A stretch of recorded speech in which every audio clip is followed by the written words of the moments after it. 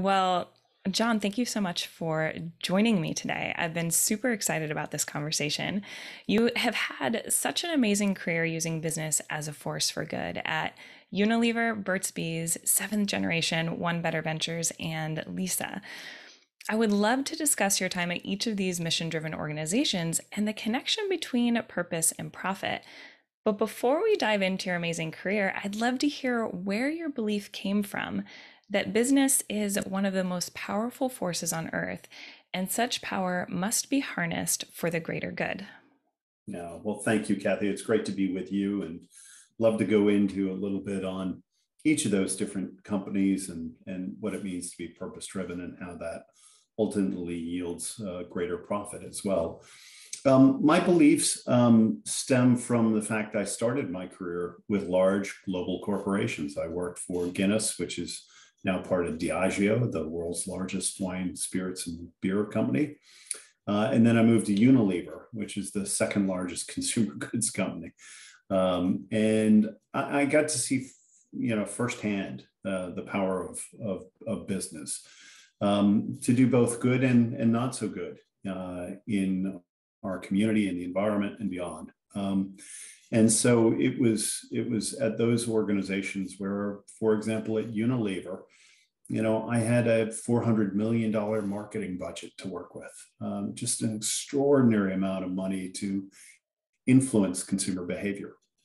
And the reach, Unilever alone is 170,000 employees around the world. But I've also, done the work to really understand the compounding impact of focus and scale. And by that, I mean the top 200 global corporations have the same power and purchasing power as the poorest 4/5 of humanity. So, think about that. Top 200 companies have about the same wealth as 5 billion people on Earth. I mean, Wow. that's You said 4/5, 80%? 4/5, 80%, Wow.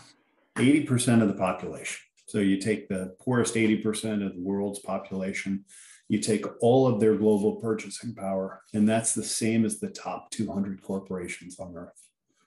Wow, If you that's want to change the mind-boggling. world, you've got to change those 200 companies. So I I'm love that. also a big believer we live in a time where we're all globally connected. And if you look at global institutions, we have very few global institutions that work. Certainly, we have very few politically. But the strongest global institutions today are business. And so if we're going to solve global problems, we have to turn to global business to solve those issues. So that's where some of my belief and conviction comes from about the strength of business to change the world and hopefully for the better. Oh, thank you for that. And what a stark perspective. And I love how you framed it as far as looking at where the biggest impact can be made by really zoning in on the power of those top companies, and the change that can be made by making systemic change within them. Yeah, and that's what it takes. It takes leadership and systemic change. I love systems thinking, and we really have to infect systems thinking and that notion of connectedness, that we're interdependent and that business doesn't operate apart from society, but within society to serve society. You have a license to run a business as long as you serve. I love that. Now, I'd love to dive in a bit to your experience at Unilever, where you were president of Unilever's skincare business, and you helped create and launch the iconic Dove campaign for real beauty. This strategy led to all top 5 campaigns of the century as rated for advertising age, and increased sales from 2 billion to 4 billion in 3 years. Beauty is a business case example. Literally, I learned about it during my MBA program for how to use marketing in a meaningful way to create visibility to an issue, start a cultural conversation, and ultimately shift stereotypes. Can you share how the campaign for real beauty came to be? You bet. And it is a phenomenal campaign. And like any success story, it has many authors. So I was so glad to be a part of the story, but it was a great group of parents that had this powerful insight. The insight was originally drawn from a survey we did, a global survey that asked women about their thoughts on beauty. And 97% of the world's women did not consider themselves to be beautiful. Wow. And they felt less good about themselves after reading a beauty magazine, for example. And so we came to realize that there are these stereotypical views on beauty. And that one of the things that we had the power to do is to break those myths.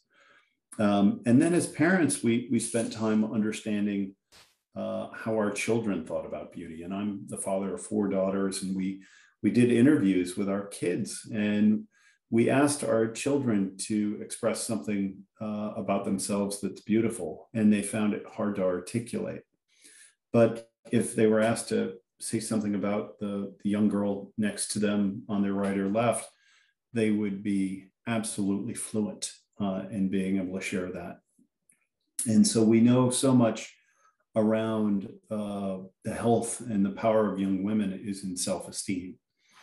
And so it was this idea that Dove could make a difference, that we could power self-esteem in young women, and that we could begin to use the power of marketing to debunk these stereotypical views on beauty and make a positive difference. And that was the birth of Dove's purpose. And it was united not only here in the US, but globally. And this has been a global campaign for Dove for 20 years. And in the US, we launched on the Super Bowl, which was, again, another atypical way to launch. And we really lit things on fire. And the team has done a masterful job of keeping the campaign fresh and alive and serving young women for over 20 years. So go back to that 400 million a year. You think about, that over 20 years. Well, that's an $8 billion investment behind, self-esteem in young women and debunking stereotypical beauty. And you see now many, many people following and brands following, which makes me incredibly proud.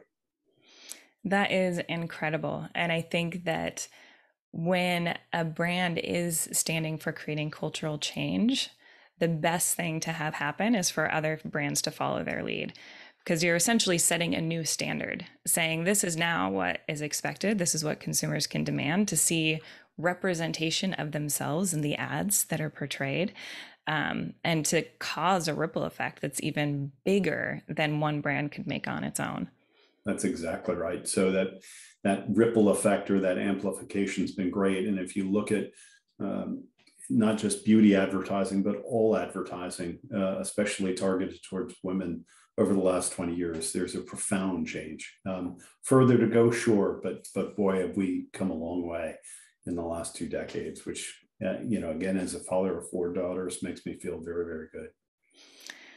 That's incredible. And what an incredible opportunity to have been part of creating that movement and creating that change, pushing the boulder down the hill as it gains momentum and creates a cultural shift.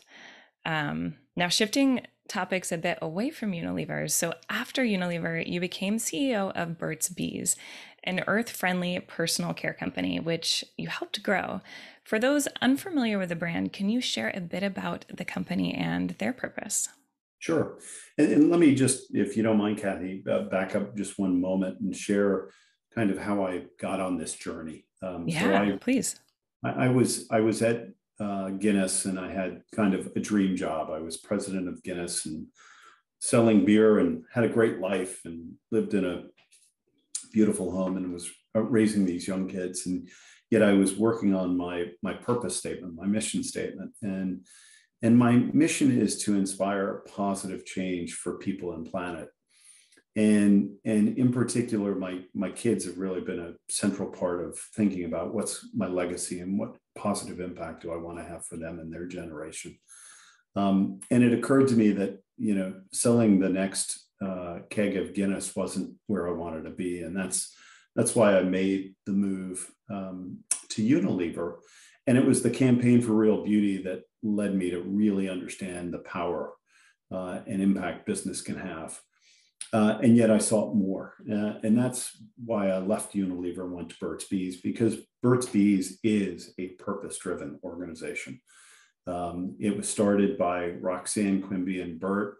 Burt's a real-to-life beekeeper up in Maine back in the 80s. And they were living off the grid and turning Burt's Bees byproducts, wax and honey and other products, into real personal care products, be the candle or the eponymous Burt's Bees lip balm. And over time, the brand grew through grassroots and had really kept its heritage. And it had become so large that they needed help. And that's where I had the good fortune to step in and help to, codify the principles by which they were operating and turn those principles into real practices, into a clear mission statement. And Burt's Bees is all about the greater good. That's the center core of Burt's Bees, the greater good. So we make greater products for greater human health while caring for the planet. And that is the greater good. And as I look back at the experience at Burt's Bees, not only did we lead a whole revolution of creating natural personal care that other brands have followed, brands like Dr. Bronner, which is a wonderful example. There are now so many different choices of chemical-free, naturally based, organically formulated personal care products, but Burt's was really at the forefront of that. But what I'm most proud of is the impact on the people and the culture. And I think there are three things that fuel great organizations. The three P's: it's purpose, it is people, and it is product, great product. And if you do those three things well, then you build trust and loyalty with consumers, and you get the fourth P, which is profit. And so we really built a business model around those three Ps.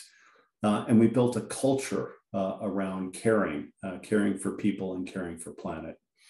And the Burt's Bees culture became so distinctive and so powerful. And we attracted more and more talent to the team. And that's really what fueled the growth of Burt's Bees, was delivering on our promise to our consumers through passionate and purpose-driven people. I love so much of what you said. I want to pull out a few pieces. One, the company's focus on what is the greater good. And I know that that's very uncommon within business still.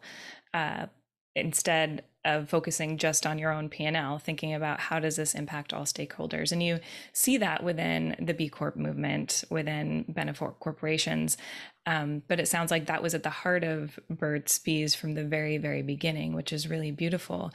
And I loved how you talked about that the growth of the company really came from the people inside and the talent being attracted to the way the business was operated and the impact that it was trying to make. And I think that's a really important point, is that when you do, as a company, stand for something greater than the bottom line, you attract people that are throwing their whole hearts into their jobs, all of their innovative brain power, everything into it, because they're excited to be making a difference, not just earning a paycheck. Like, paycheck is the bare minimum. It doesn't inspire love and commitment the way that something you're passionate about does.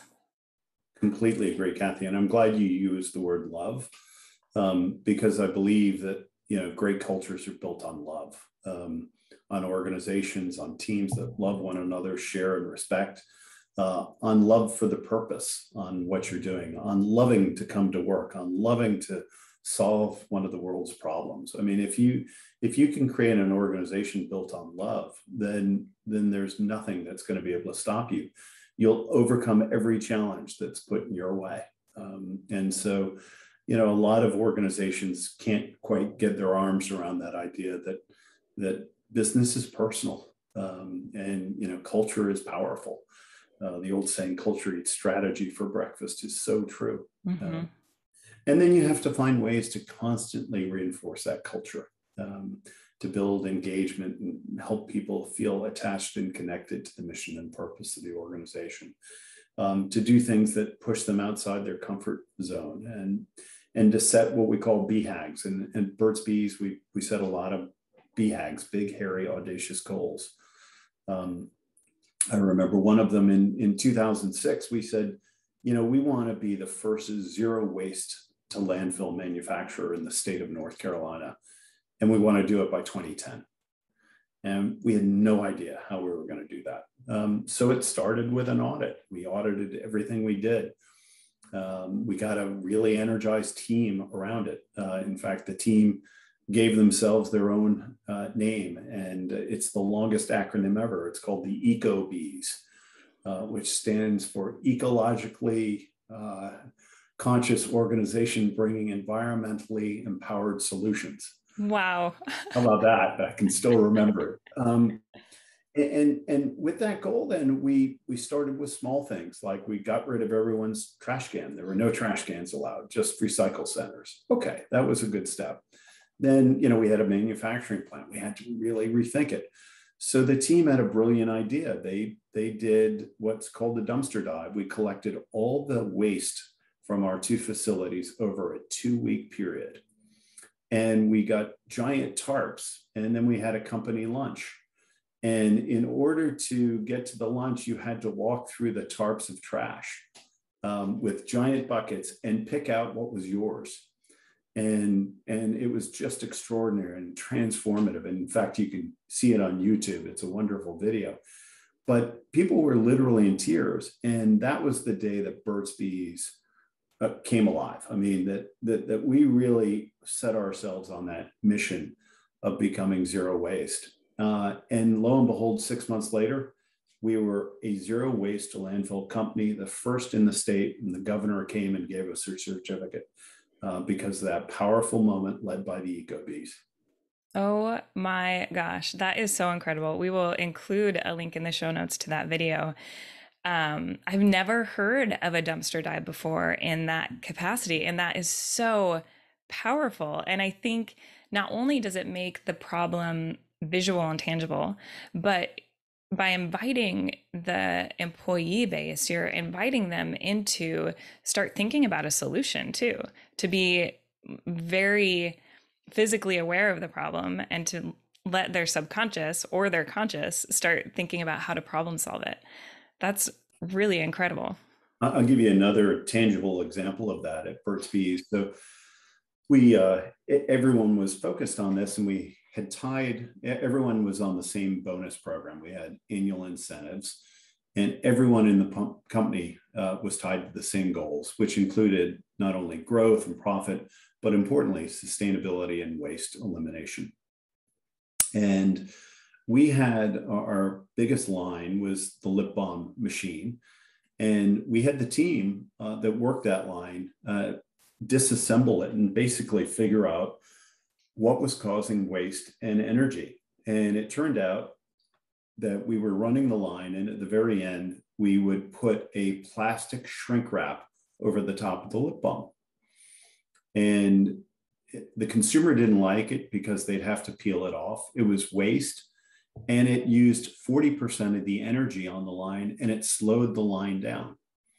So what they figured out is that they could make a slightly longer label that had a simple peel and eliminate the plastic, eliminate the heat tunnel to shrink it, get rid of all the plastic waste, and the line ran 30% faster. It was a breakthrough, and it was done all because the team that ran that line took ownership for it, thought it through, and brought real innovation and creativity to solving a problem that otherwise we would have never addressed. And that's the power of a positive culture.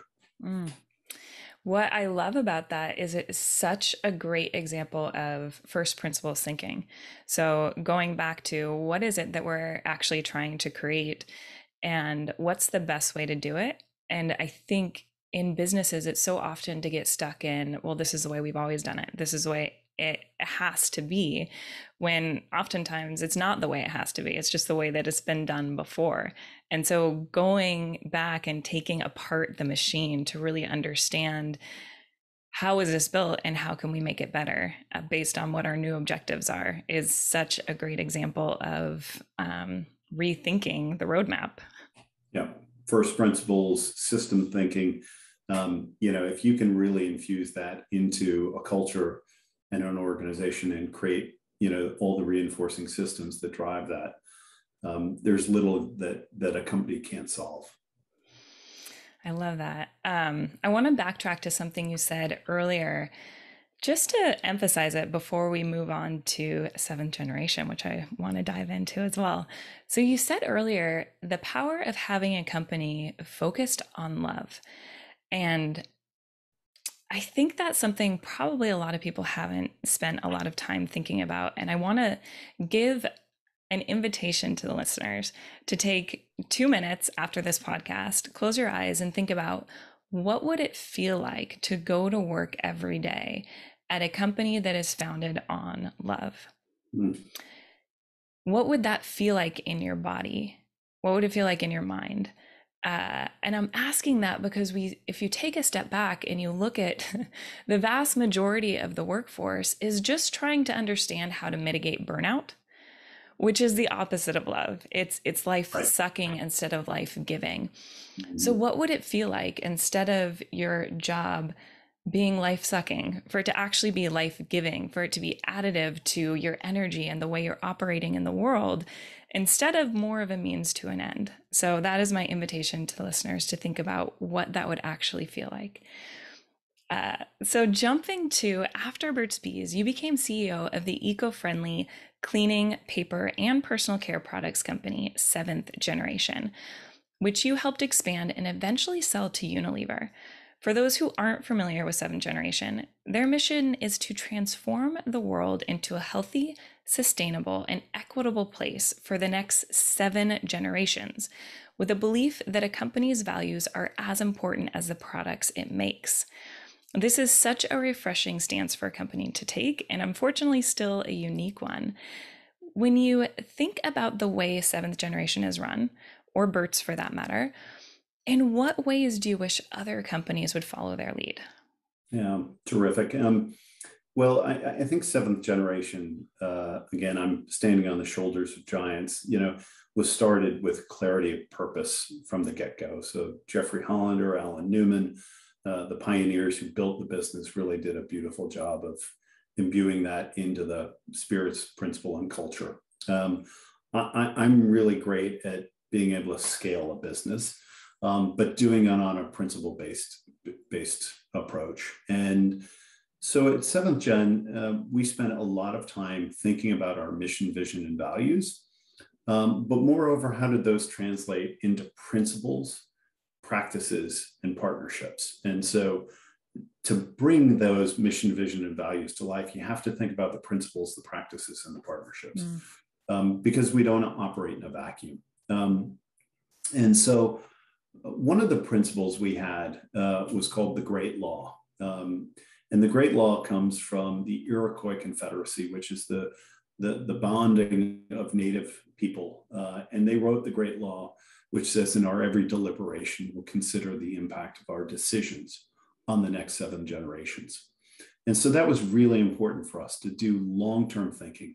Short-term thinking is part of the issue we face in business today, is people are so focused on short-term or quarterly results. We have to think long-term, and we have to own the impact of our decisions.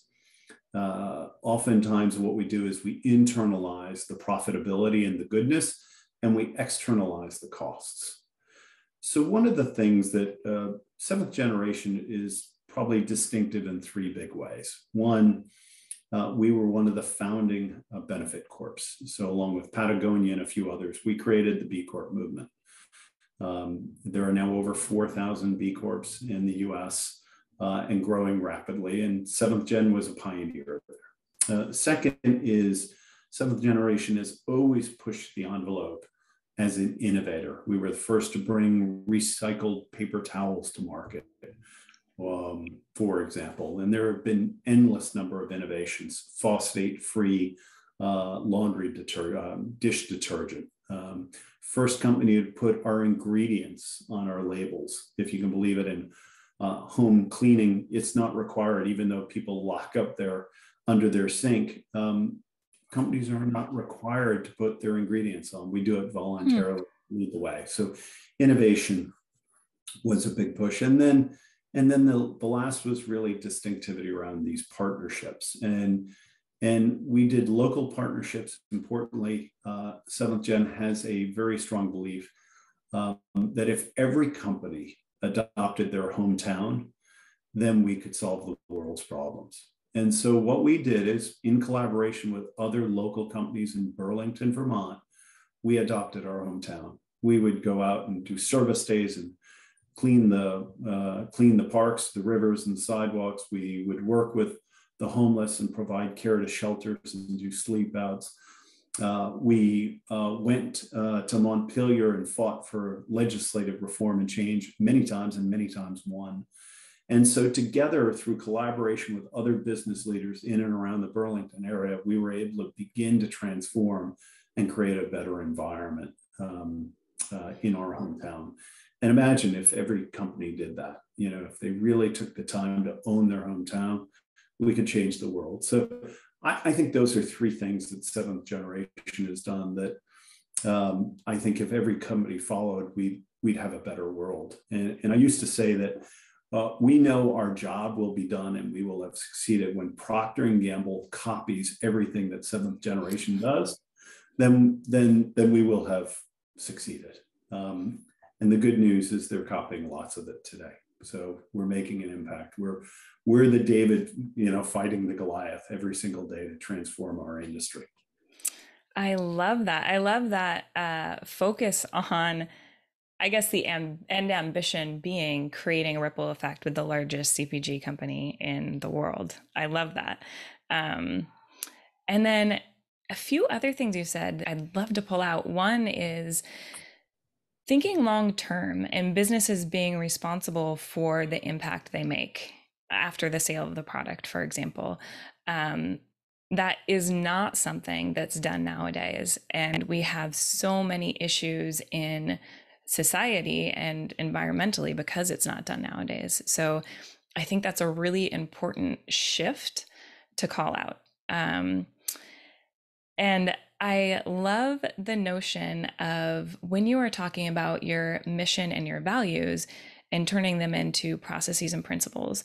And for me, that really highlights the importance of, a lot of companies have a mission or a slogan they might put on a wall, but how they live it there's a big question mark.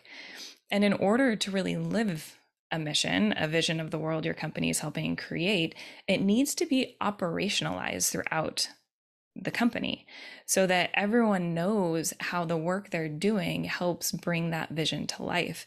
And so I loved the filters you put on for how to actually operationalize a vision into practicality within a company and how it operates. You're exactly right. And that operationalization of those principles is fundamental. And you have to continue to teach it, reinforce it, express it, and reward it. And that's what I'd call the reinforcing systems. And so we spent a lot of time as an organization talking about those principles and the practices and why they matter and reinforcing our values. So I'll give you a great example. We had 5 core values, and every month we would seek input from the entire organization, a peer level recommendation for who lived and demonstrated the values this month. And we would celebrate those people monthly. And then at the end of the year, we had the award ceremony for each of those 5 values. And it was really probably one of the most powerful days we would have as a community every year, celebrating the values leaders. And the award for that leader would come from the prior year recipient, who would read some of the collective words of the peers. And it's emotional and it's powerful.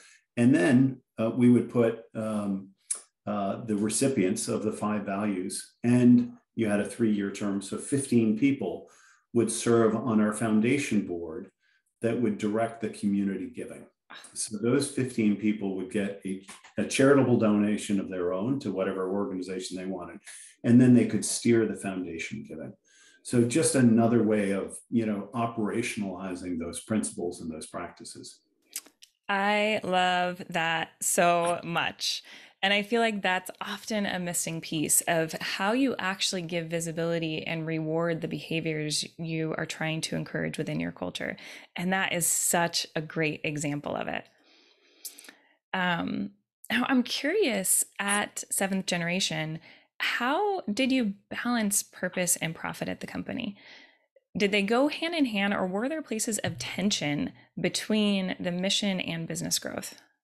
Listen, there are always tensions between purpose and profit. There's no doubt about it. And sometimes you have to make really hard choices between them. And I think the most challenging ones are around long-term capital investments and things like that.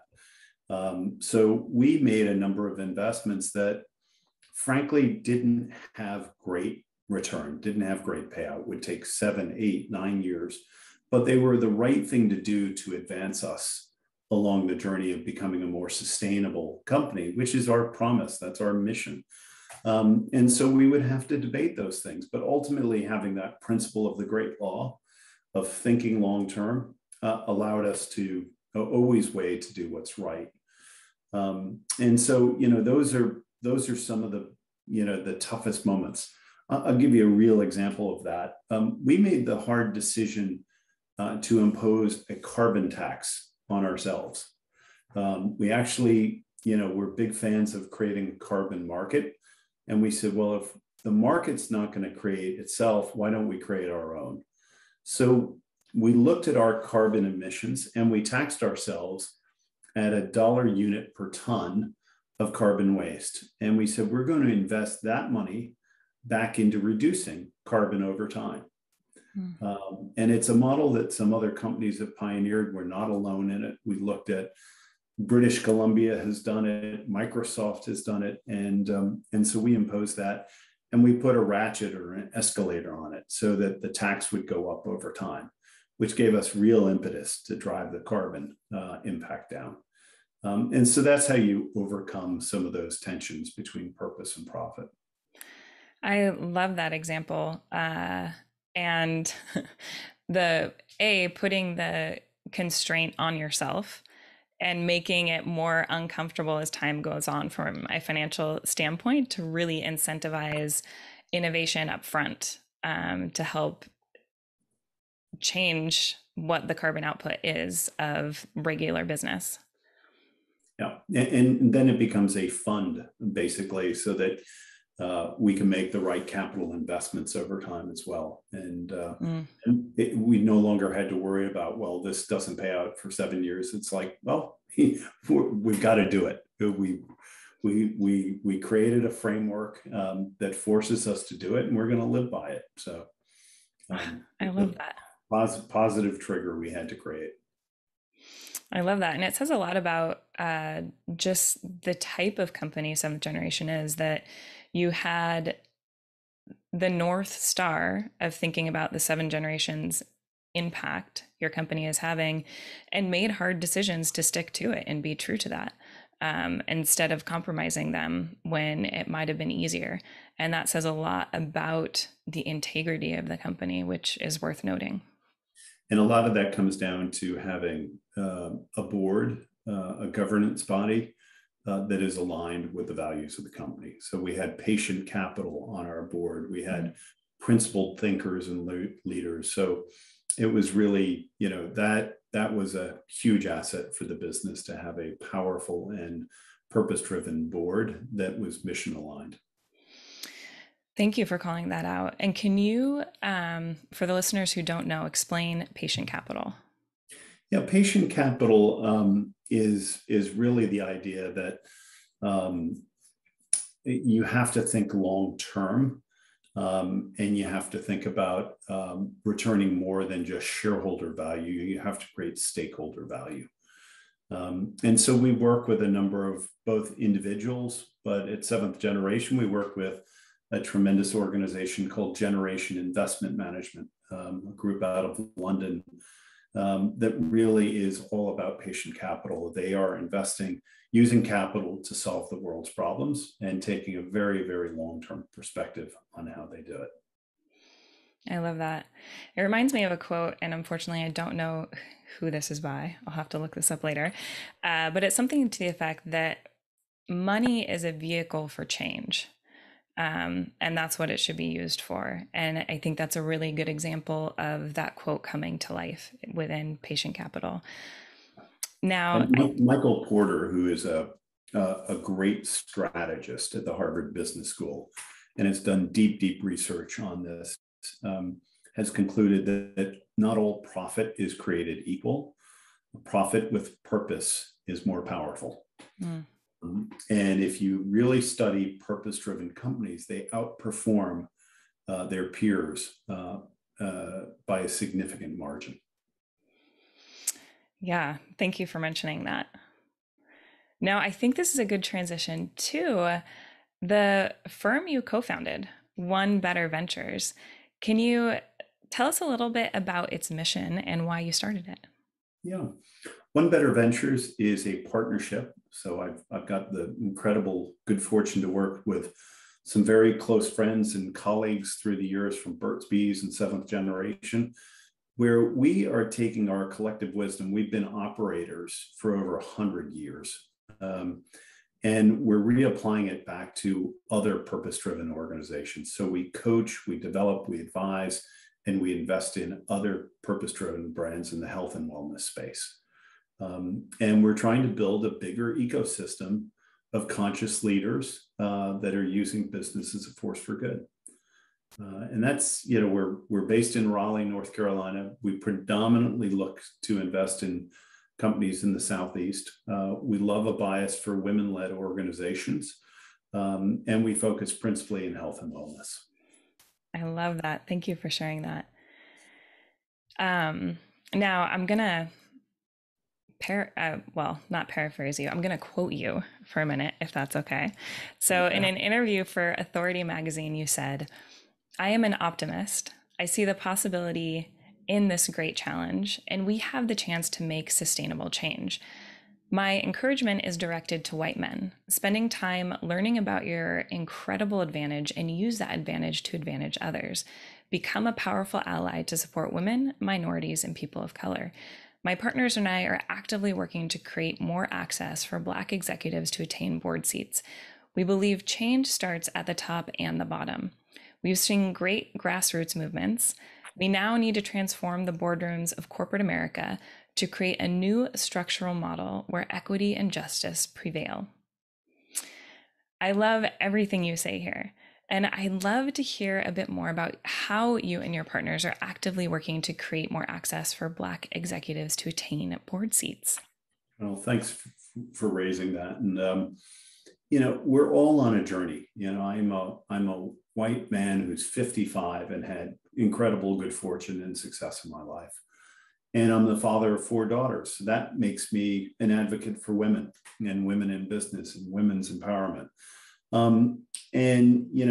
I've spent a lot of time understanding kind of white fragility and white privilege. And frankly, the George Floyd movement, Black Lives Matter, hit very close to home for me. I went out and marched and really kind of lent my voice to social injustice. And yet I found that was having very little impact because I wasn't focused on where and how I know to make positive change. And what I have as a vehicle is business. And so the idea was born to help change the structure and the systemic racism that occurs at America's boards. And so our mission is to have the boards of America reflect America. And we created an organization called Take Your Seat. And Take Your Seat is a community of Black executives who we have gathered together, who are all focused on helping to transform the Boards of America. They are candidates who are available and qualified for board service. And so we're working both to create that grassroots movement and supply, and then we're working with organizations to create the demand as well. And so we've teamed up with PNC Bank and with AEA, a private equity group, and we're working with Goldman Sachs and an array of others to bring change at the board level. And we're making positive impact. We've already placed over a dozen executives onto boards. We have a number of other active searches. We have a community of over 1,500 Black executives. And what we found is this is not an issue of talent and capacity. It is an issue of network. There are plenty of really well-qualified Black executives. The infrastructure that's there has always, white people surround themselves with white people, and we needed to open up the network and introduce a much broader, more diverse, and frankly, more powerful set of candidates to the Boards of America. And we're on our way. It's exciting on the journey, and we are constantly, looking for partners. So if that resonates with you and you need support, on diversifying your board, we'd love to play a role.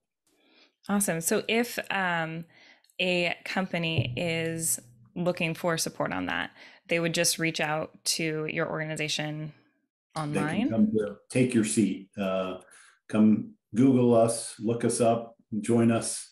If you want to be a member, an ally, an advocate, or if you need support on transforming your board, we can do all of the above. That's so fantastic. And we'll include a link to that in the show notes. And I just want to call out, I love how you emphasize that it is a networking problem. And that's the problem you're working to address with this organization, that it's not a talent problem. It's a networking problem, and it's a human bias problem that we tend to hire people that are similar to ourselves. And it's a psychological bias that we're all aware of. It's been very well documented. So doing something intentionally to break that is the only way that change is going to be made, and that board seats will start reflecting the way our actual country looks. And ultimately, this is good for business because every study shows, there's a great McKinsey study, in fact, I've got it right next to me, that shows that diverse boards outperform non-diverse boards. They're better at innovation. They're better at problem solving. They yield better profitability.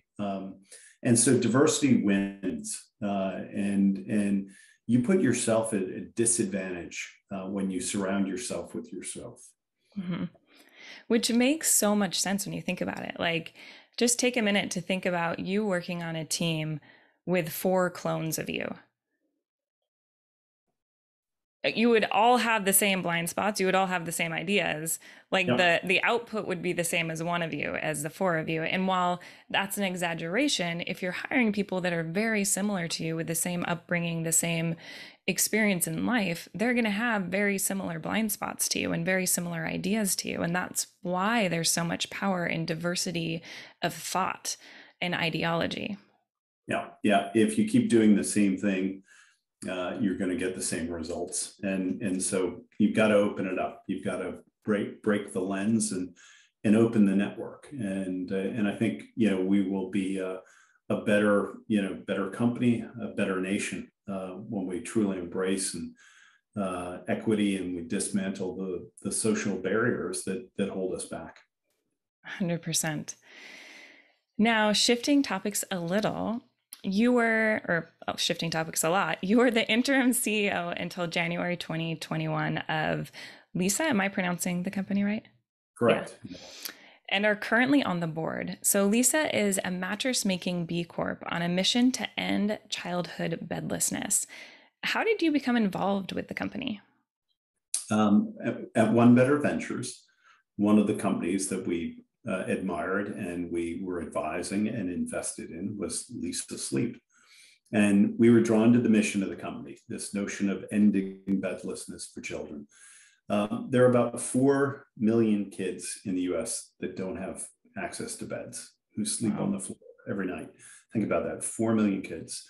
And how can you live the American dream if you sleep on the floor? I mean, it just foundationally, we need better sleep. If you're going to perform in school, if you're going to be attentive and alert, if you're going to, dream, having a bed is a fundamental right. And yet 4 million kids don't have beds. So the mission of Leesa, we are a mattress company that exists to end bedlessness for kids.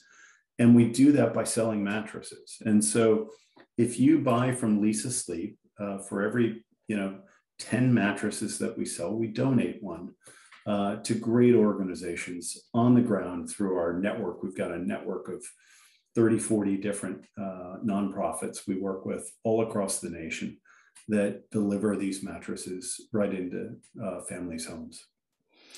That is incredible. And what a inspiring cause and mission for a category that you don't normally think of as super exciting and inspiring, mattresses, right? We all need one, but what an aligned mission too, to be a mattress company looking to end bedlessness.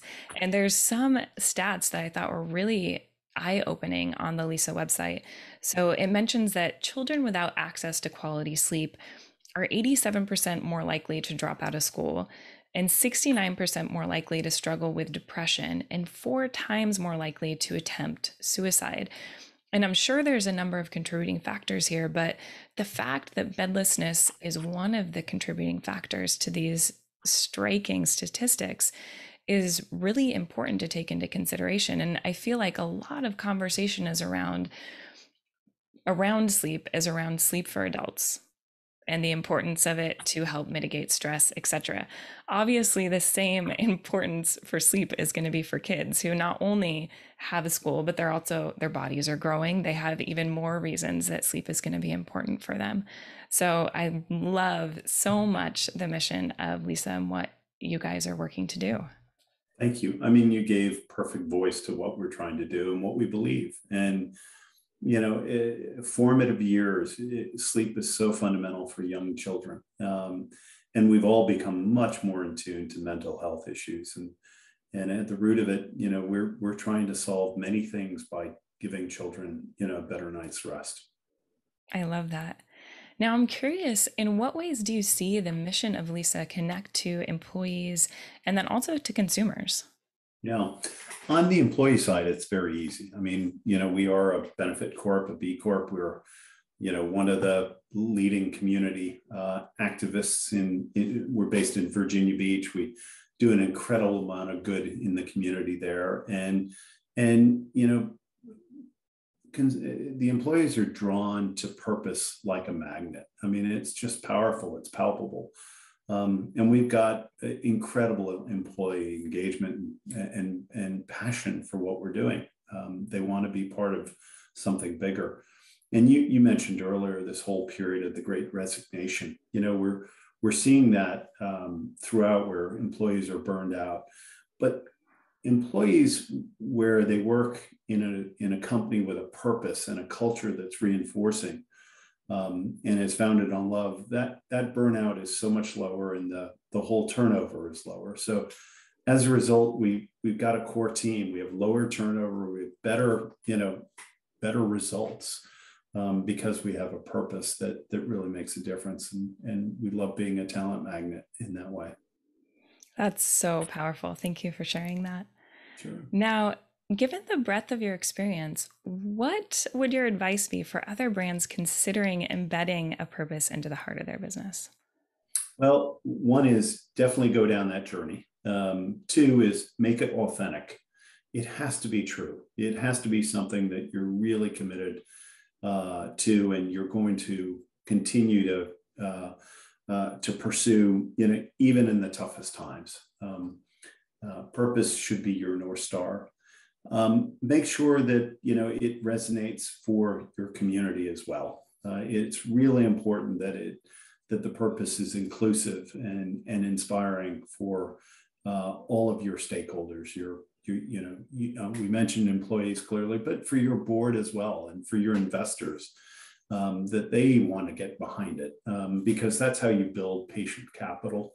And that's how during the tough times you continue to, keep a steady course towards your purpose, but do it, commit to it, build it in, and go and be bold and set big goals for yourself. And you'll find, the power of purpose will transform your business. I love that so much. And I think the examples of your career journey shows the power of purpose at transforming business. So thank you for your work history being a living example of the impact purpose can have on profit of a company, but also the relationship that both employees and consumers and other stakeholders have with the company itself. Now we're running to the end of the podcast.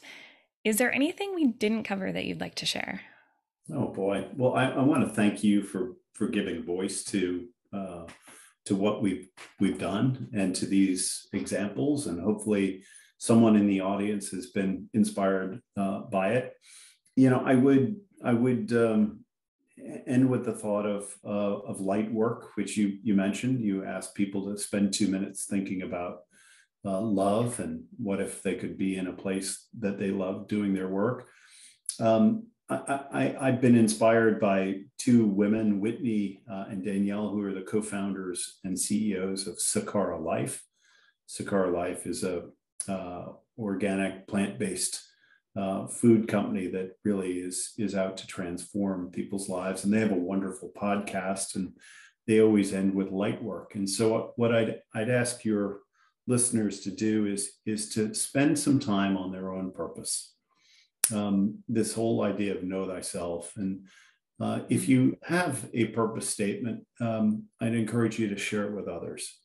If you think you have a purpose but haven't spent time, please write it down, work on it. Find the power of purpose. Take a sheet of paper and a quiet few minutes and explore. And it may not be perfect from the get-go, but keep working it. And let that be your North Star and guide your decisions and your path forward. I think you will find it is transformative. So that would be the light work I would ask your audience, your listeners, to consider. That's such great advice and such a nice invitation. Thank you for that. Now, where can listeners find out more about what you're doing? Well, One Better Ventures is the most current place. So you can see the companies we're working with, the impact we're having, and you can reach me there. So if you want to connect, I'm also very active on LinkedIn. And so that would be another place where I tend to put a lot of my thoughts and amplify the companies I think that are doing particularly good work. Fantastic. We'll put both of those in the show notes. And thank you so much for an incredible conversation. Thank you, Kathy. This has been inspiring, and it's been really great to be with you.